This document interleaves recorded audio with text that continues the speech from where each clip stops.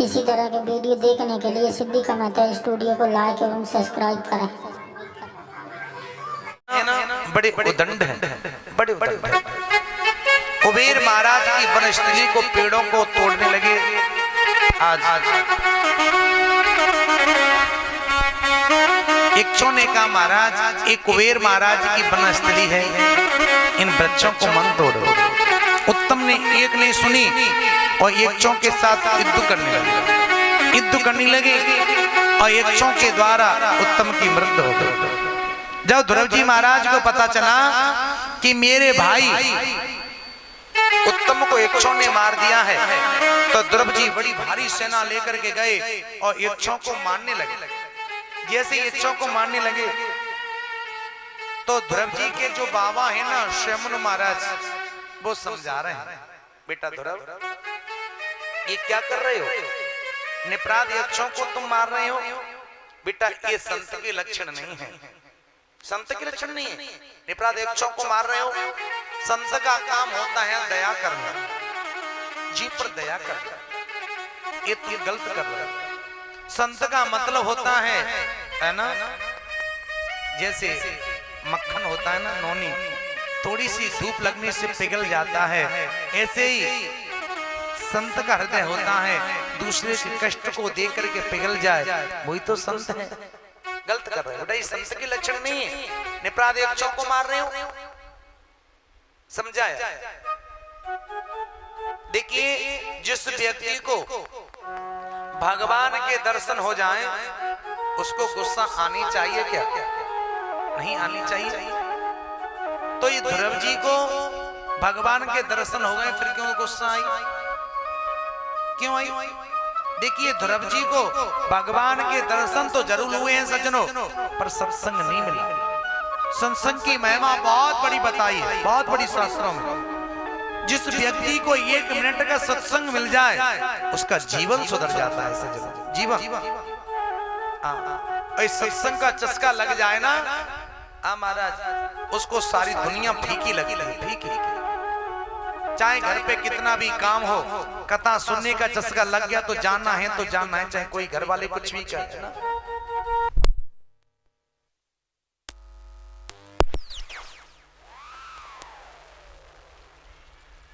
सत्संग की महिमा बहुत बड़ी बताई है। 1 मिनट का सत्संग मिल जाए जीवन सुधर जाता है। समझाया? तो ध्रुव जी को भगवान के दर्शन तो जरूर हुए थे, पर ध्रुव जी को सत्संग नहीं मिला था सज्जन। समझा? ध्रुव जी ने 36,000 वर्ष तक राज्य किया, 36,000 वर्ष। और भगवान के धाम से ध्रुव जी के लिए विमान आया। जैसे विमान आया, भगवान के पास होने का ध्रुव जी बैठो, चलो भगवान के धाम के लिए। जैसे ध्रुव जी विमान में बैठने के लिए तैयार हुए तो एक देवी आ गई, काली काली देवी। हम जिस लोक में बैठे हैं इस लोक का नाम क्या है? मृतलोक। मृतलोक। यहाँ कोई भी जन्म ले, यहाँ सबको मानना पड़ता है कि आया है सो जाएगा, राजा रंग फकीर, कोई सिंहासन चढ़ चला, कोई बंधा जंजीर। यहाँ कोई भी जन्म क्यों ना ले, चाहे मनुष्य हो, चाहे पशु हो, चाहे पक्षी हो, चाहे चींटी क्यों ना हो, यहाँ सबको मानना पड़ता है, सबको मानना पड़ता है। तो हम जिस लोक में बैठे हैं इसका नाम क्या है?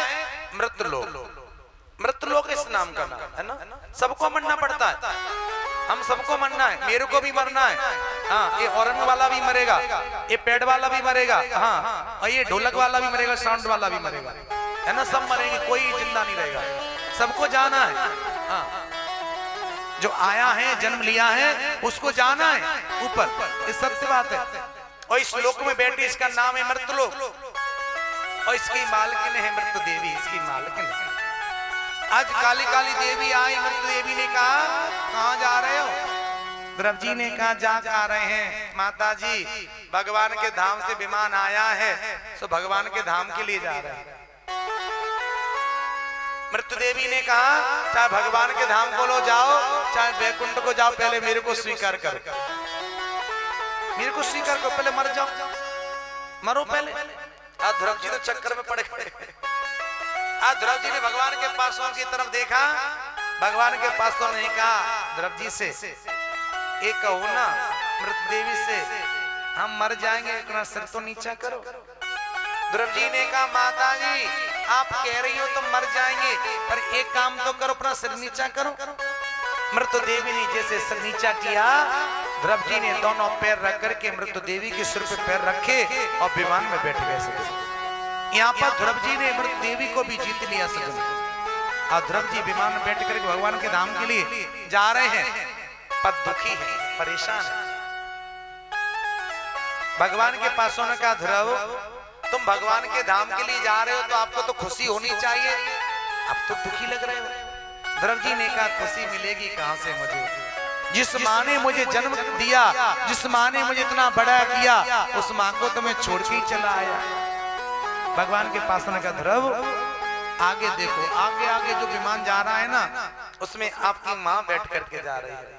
ध्रुव ने कहा तो तुम्हें बहुत बड़ा भाग्यवान हूं कि आगे आगे मेरी माँ और पीछे पीछे मैं जा रहा हूं। ध्रुव जी अपनी माँ के साथ भगवान के धाम के लिए प्रस्थान किया सज्जनों। प्रेम से बोलेंगे राधे राधे। सुखदेव जी कहते हैं राजा परीक्षित आज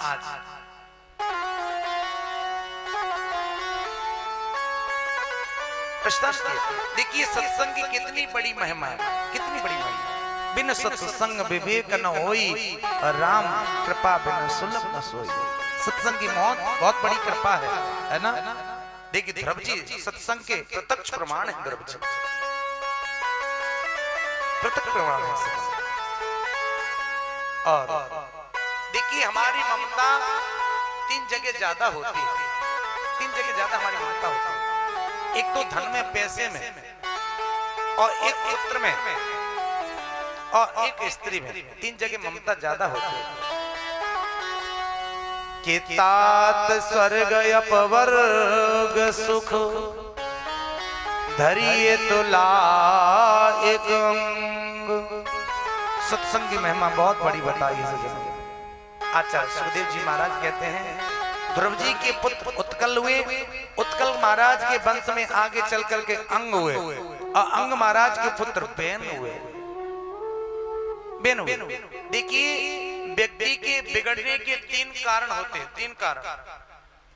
एक तो किसी के पास ज्यादा पैसा हो जाए, ज्यादा पैसा हो जाए तो वो व्यक्ति बिना बिगड़े रह नहीं सकता।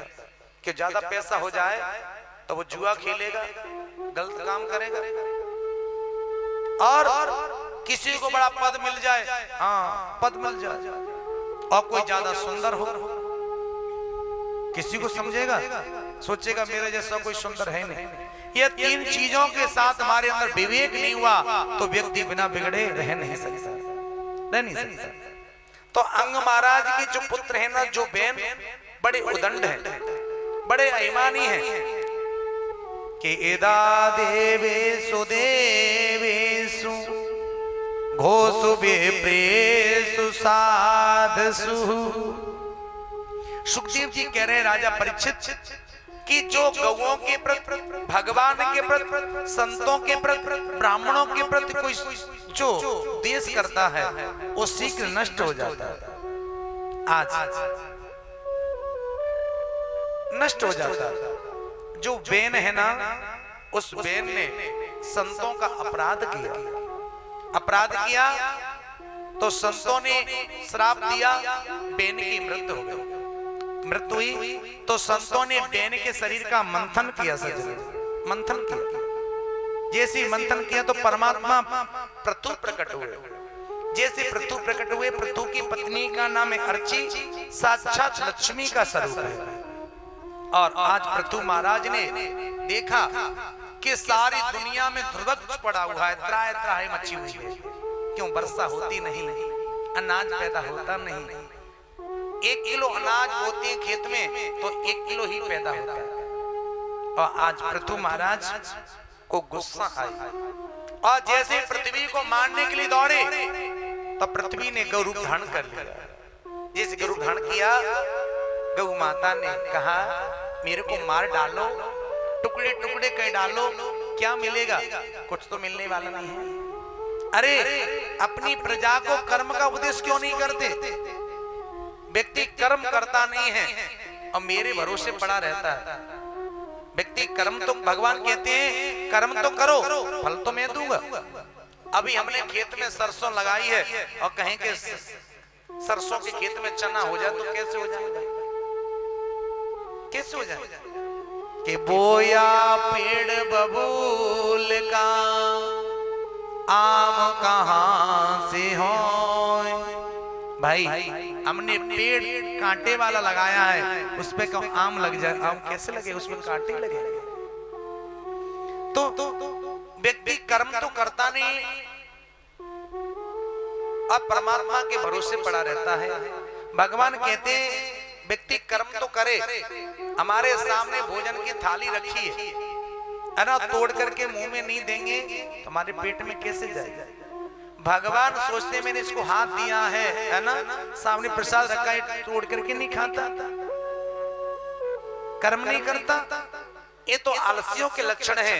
देव देव आलसी पुकारा, ये आलसियों के लक्षण है। आज पृथु महाराज ने अपनी प्रजा को कर्म का उपदेश किया, खुशहाली छा गई, खूब वर्षा होने लगी, खूब अनाज पैदा होने लगा। आज पृथु महाराज ने विचार किया, सोचा कि जब भगवान हमें इतना दे रहे हैं, धन दिया, पैसा दिया, तो हमें कुछ सत्कर्म करना चाहिए, सत्कर्म करना चाहिए। आज पृथु महाराज ने 100 यज्ञ करने का संकल्प किया। 100 यज्ञ, और जो 100 यज्ञ कर लेता है वो इंद्र बन जाता है। इंद्र बन जाता है। अब कोई जरा सी तपस्या करे ना तो सबसे पहले इंद्र का सिंहासन पहले हिलता है, कि इंद्र को लगता है कि मेरी गद्दी ना चली जाए, कि इंद्र के सिंहासन का पेच हमेशा बुल्ट हमेशा ढीला रहता है। आज इंद्र ने विचार किया कि यदि पृथु ने 100 यज्ञ कर लिए तो ये तो इंद्र बन जाएगा। तो आए इंद्र और पृथु के घोड़ा को यज्ञ से चुरा करके लेके चले। पृथु ने मन में सोचा, भैया इंद्र को तो डर लग रहा है, हमें इंद्र नहीं बनना, हम 100 यज्ञ नहीं करेंगे, एक यज्ञ कम कर लेंगे। आज पृथु ने 99 यज्ञ करके छोड़ दिए। जैसे 99 यज्ञ करके छोड़े तो उनकी यज्ञ में भगवान नारायण प्रकट हुए। भगवान नारायण प्रकट हुए। भगवान नारायण ने कहा, पृथु मैं आपसे बड़ा खुश हूं, आप वरदान मांग लो, क्या चाहिए? वरदान मांगो। आज पृथु कहते हैं, महाराज ना मुझे स्वर्ग चाहिए, ना मुझे बैकुंठ चाहिए, ना मुझे वैभव चाहिए, तो क्या चाहिए? कुछ तो मांग लो। पृथु ने कहा, महाराज मुझे देना चाहते हो तो एक काम करो, ये मेरे कानों में 10,000 कानों की शक्ति आ जाए। 10,000 कानों की शक्ति आ जाए। भगवान ने कहा, पृथु 10,000 कानों की शक्ति लेकर के क्या करोगे? आजकल लोग 2 कानों का सदुपयोग नहीं कर पाते, आप 10,000 कानों का लेकर क्या करोगे? आज पृथु ने कहा, महाराज सत्संग में रुचि बनी रहे और कभी अगाऊ नहीं, बस ये वरदान दे दो। और आज इंद्र ने अपनी पुत्री का विवाह पृथु से कर दिया और सुंदर विद्या सिखाई। नाम पड़ गया अंतर्ध्यान। अंतर्ध्यान महाराज के पुत्र हुए को परम आनंद की प्राप्ति हुई सज्जनों। और अंतर्ध्यान नाम पड़ा। पृथु के यज्ञ में सनक, सनातन, संत कुमार चारों भाई पधारे। और आज महात्मा पृथु के पुत्र अंतर्ध्यान, अंतर्ध्यान की बेटा अवधान और अवधान की बेटा हुए प्राचीन वही। बड़ी सुंदर कथा है सज्जनों। अवधान के जो बेटा प्राचीन वही हैं, प्राचीन वही ने अपने जीवन में बड़े सुंदर यज्ञ किए। एक यज्ञ समाप्त होता है, दूसरा यज्ञ प्रारंभ हो जाता है।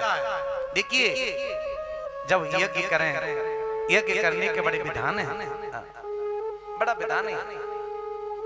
और आज कहते हैं इतिहास पुराण आदि वेद शास्त्र विधि बिना अपने मन से कोई पूजा पाठ नहीं करना चाहिए। जैसे शास्त्रों में, वेदों में, पुराणों में लिखा हो वैसा ही करना चाहिए। तो आज प्राचीन वही ने बड़े सुंदर यज्ञ किए। एक यज्ञ समाप्त होता है, दूसरा यज्ञ प्रारंभ हो जाता है। पूरी पृथ्वी को कुशा से पाट दी, पर प्राचीन वही से थोड़ी सी गलती हो गई। वेदों की भाषा को नहीं समझ पाए, कितने घोड़ों की, कितने बकरों की यज्ञ में बलि लगा दी। बलि लगा, नारद जी आए और नारद जी आकर के यज्ञ में खड़े खड़े आकर के रोने लगे। प्राचीन वही ने कहा, महाराज आप रो क्यों रहे हैं? मैं इतनी यज्ञ कर रहा हूं, क्या यज्ञ से आपको खुशी नहीं मिली? आज नारद जी ने कहा, प्राचीन वही मैंने तुम जैसा कोई पापी दुनिया में कोई नहीं देखा। प्राचीन वही ने कहा, महाराज मेरे को पापी कह रहे हो कि यज्ञ करना पाप होता है? पाप होता है? आज नारद जी ने कहा, प्राचीन भाई तुमने कौन सा पाप किया है, देखना चाहते हो? प्राचीन भाई अपनी गर्दन उठा करके आकाश में देखो, कितने घोड़े, कितने बकरे मुंह खोल करके खड़े हैं और एक एक जीव बोलना चाह रहा है कि तुमसे अपना बदला लेकर के मानेगा।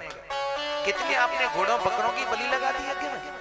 आज प्राचीन भाई ने कहा, महाराज मैंने अपने मन से कोई काम नहीं किया, जैसे शास्त्रों में पुराणों में लिखा था वैसा ही मैंने किया है।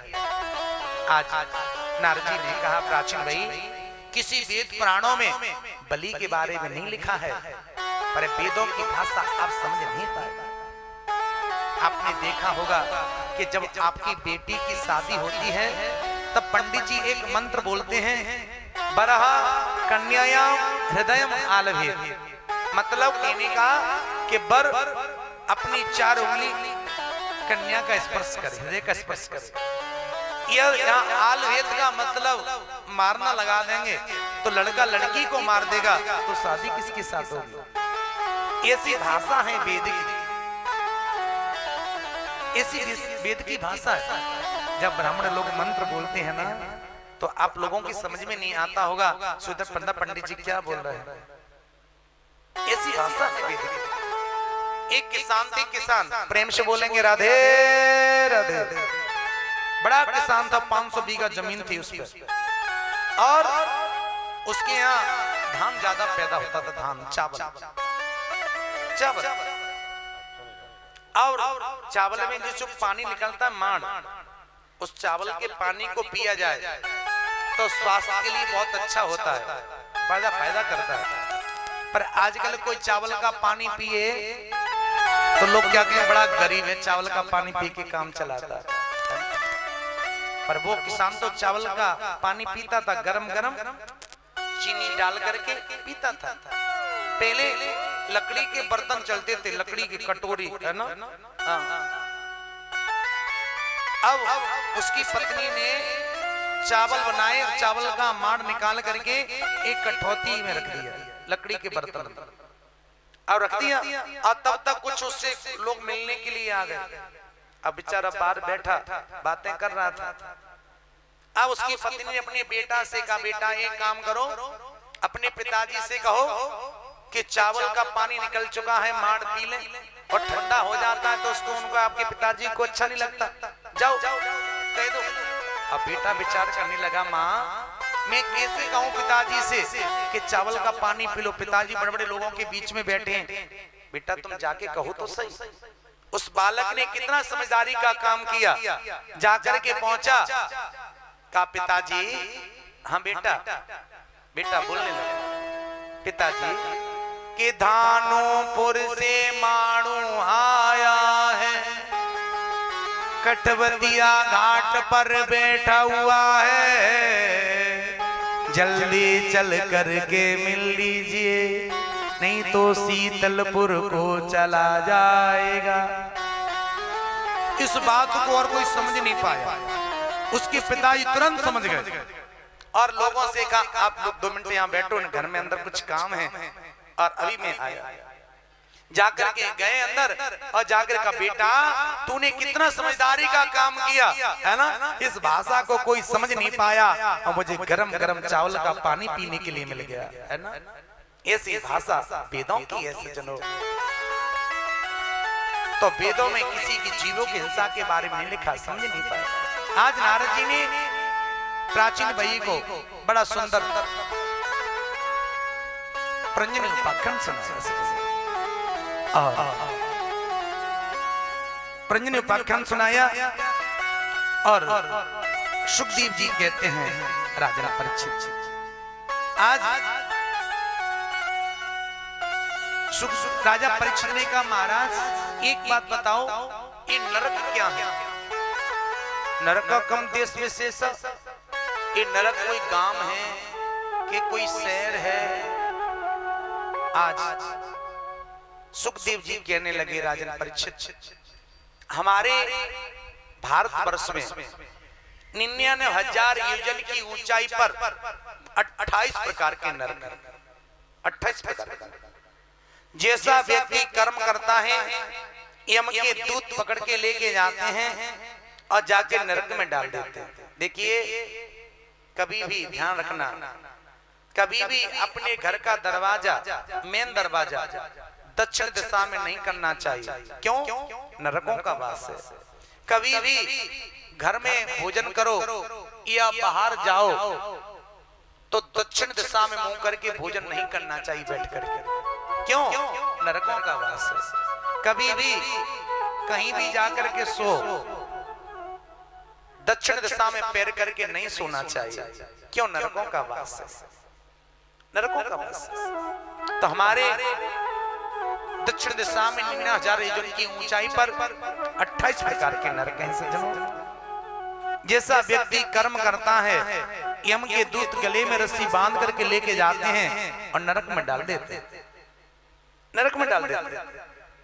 ताम्रस, अंध्रताम्रस, रौरव, महारौरव, कुम्मीपाक, कालसूत, अस्त्रीवन, ऐसे 28 प्रकार के नरक हैं सज्जनों। देखिए जो किसी की झूठी गवाही देता है और किसी से धोखा करता है उसको तामस नरक में जाना पड़ता है। और जो व्यक्ति किसी से पैसा लेकर के और वापस नहीं करता उसको अंदर तामस नरक में जाना पड़ता है। जो व्यक्ति किसी से घृणा करता है, द्वेष करता है, उसको रौरव नाम नरक में जाना पड़ता है। और जो व्यक्ति हिंसा करता है, जीवों को काट करके खाता है ना, मुर्गा काट के खाता है, मछली काट के खाता है, उसको कुम्भीपाक नरक में जाना पड़ता है। राजा परीक्षित थर थर थर थर थर थर कांप रहे हैं। महाराज जी कुम्भीपाक नरक क्या है?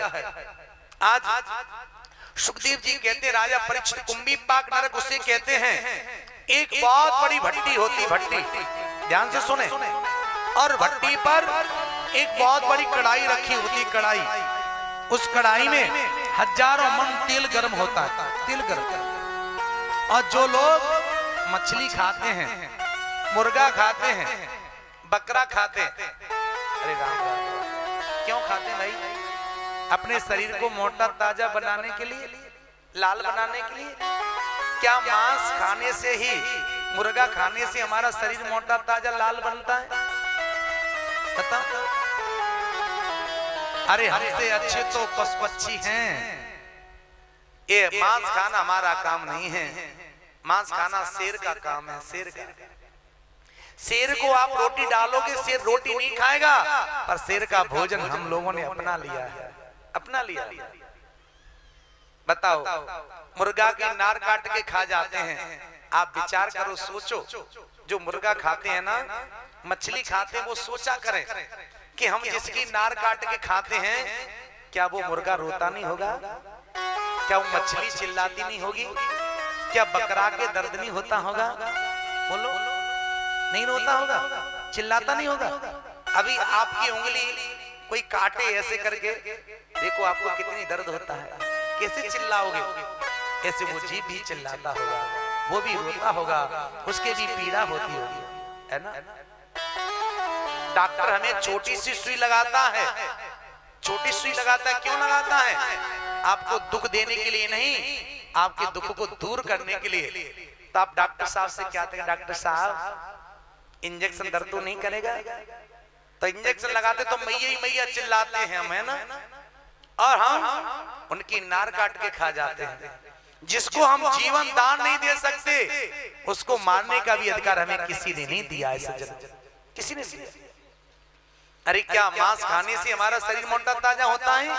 दूध पियो, घी खाओ, फल खाओ, काजू खाओ, बादाम खाओ, क्या मांस खाने से जीवन हमारा शरीर मोटा ताजा होता है? अरे धिक्कार है जो व्यक्ति मांस भक्षण करते, मुर्गा खाते, अंडा खाते, उनके लिए धिक्कार है। अरे उनको तो चुल्लू हर बार पानी में डूब करके मर जाना चाहिए, धिक्कार है उनके लिए। ओ ना राम नाम लीनो ओ तेने भरी जवानी में, तू डूब के मर जा रे चुल्लू भर पानी में, डूब के मर जा रे चुल्लू भर पानी में, तू डूब के मर जा रे चुल्लू भर पानी में, तू डूब के मर जा रे चुल्लू भर पानी में। राम नाम लीलो,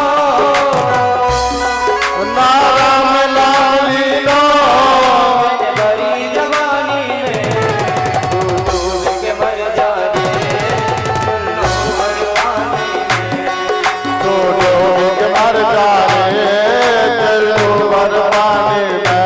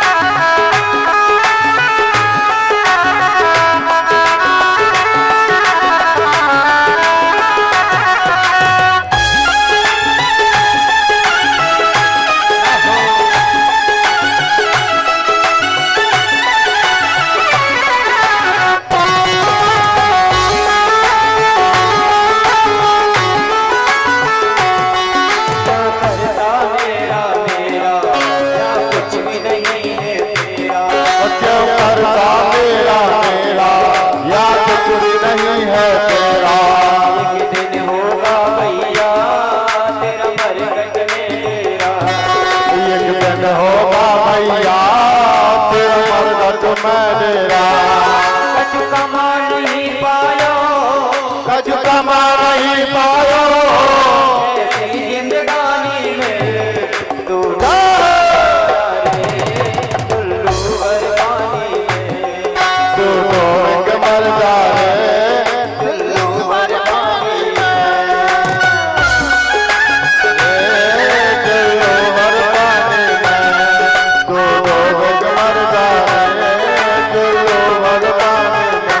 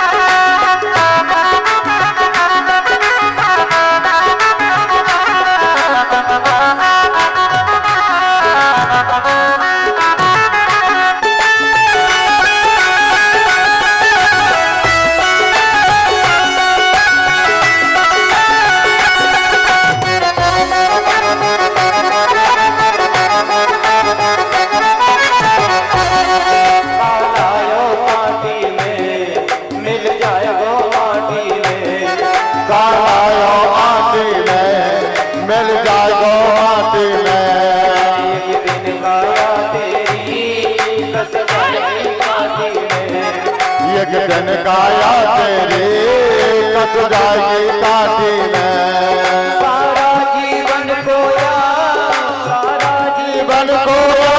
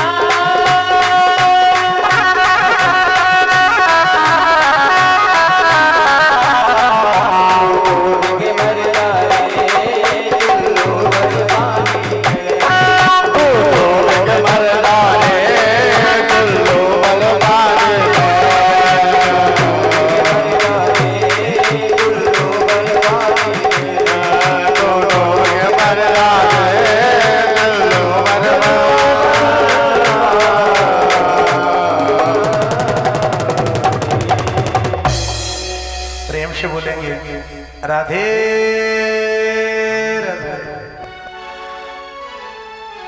जो व्यक्ति मुर्गा खाते हैं, मछली खाते हैं, यम के दूत गले में रस्सी बांध करके खींच के लेके जाते हैं और गरम तेल की कढ़ाई में जाकर के डाल देते हैं। अब जैसे सिकता है, कैसे सिकता है पता है? जो मछली खाने वाले, मुर्गा खाने वाले गरम तेल की कढ़ाई में सिकता है, जैसे बेसन की पकौड़ी सिकता है, उसी तरह से सिकता है। मरता नहीं है, चिल्लाता है बड़ी जोर से, अब मैं मुर्गा नहीं खाऊंगा, अब मैं मछली नहीं खाऊंगा। यम के दूत ऊपर से कोड़ा मारते, ले और खाना मछली, है ना, ले और खाना मुर्गा, ले और खाना बकरा, है ना। ऊपर से कोड़ा मारते हैं और गरम तेल की कढ़ाई में उबलता है, सिकता बेसन की पकौड़ी की तरह, चिल्लाता है बड़ी जोर जोर से, अब नहीं खाऊंगा, अब नहीं खाऊंगा। राजा थर थर कांप रहे हैं। राजा परीक्षित ने कहा, महाराज कुछ तो पाप जान करके करते हैं। भाई मुर्गा खाते हैं, जान करके खाते हैं, तो ये तो पाप जान करके कर रहे हैं। और कुछ पाप से धोखे में बन जाते हैं। धोखे, हम खेत में काम करते, छोटे मोटे जीव जाते मर जाते हैं। मोटरसाइकिल लेके जा रहे हैं, गाड़ी लेके, ट्रैक्टर लेके जा रहे हैं, छोटे छोटे चेंटी मर जाते हैं। हमारी माताएं घर में झाड़ू लगाती हैं, पोंछा लगाती हैं, तो छोटी छोटी चेंटी वेंटी मर जाते हैं। ये भी तो पाप है। राजा परीक्षित कर हमारे, ये भी तो पाप है। तो जो पाप बन जाए उससे क्या करना चाहिए? धोखे से पाप बन जाए तो सुखदेव जी कह रहे राजन परीक्षित, धोखे से पाप बन जाए तो पश्चाताप करना चाहिए। लोगों से थोड़ा सा कोई पाप बन जाए तो कहते राम राम राम राम, पाप हो गया हमसे ना। एक व्यक्ति मुर्गा किनार काट के खा रहा है, तो धोखे से पाप बन जाए उसका क्या उपाय है? कि उसका पश्चाताप करना चाहिए। मेरे गुरुदेव कहा करते थे कि बेटा कोई पाप बन जाए तो सबसे बताना चाहिए। क्यों? सबसे बताएंगे ना तो पाप धीरे धीरे बट जाता है, पाप खत्म हो जाता है। और कोई पुण्य करो तो पुण्य को छुपा के रखो, किसी को बताओ मत। पर आजकल हम उल्टा करते हैं, पाप हो जाता है तो उसको छिपा के रखते हैं, किसी से बताते नहीं। अब पुण्य करते हैं ना तो लोग दुनिया में कहते फिरते, पता है हम गोवर्धन की परिक्रमा लगाने के लिए गए, हमने वहां भंडारा किया था। दुनिया से कहते नहीं, पाप बने तो दुनिया से कहो और पुण्य करो तो छिपा के रखो। कोई भैया कहे क्यों आप गोवर्धन में भंडारा किया था? नहीं, हमने कुछ नहीं किया, बस भगवान ने कराया। तो धोखे से पाप बन जाए तो हमें 5 प्रकार का यज्ञ करना चाहिए। और ये यज्ञ 5 प्रकार का यज्ञ हमारी माता रोजाना कर सकती हैं। ध्यान से सुने, 5 प्रकार के यज्ञ हमारी माताएं कौन सा कर सकती हैं रोजाना अपने घर में? देखिए, जब अपने घर में रोटी बनाओ खाने के लिए प्रसाद, तो सबसे पहली रोटी एक गाय के लिए निकाला करो। निकालते हो कि नहीं? नहीं निकालते तो आज से संकल्प कर लो कि एक रोटी हम अपने गाय के लिए रोजाना एक रोटी निकाल लें। क्या लगा? एक रोटी गाय के लिए निकाल के रख दो, एक गाय की रोटी खिलवा दो। पहला यज्ञ हो गया।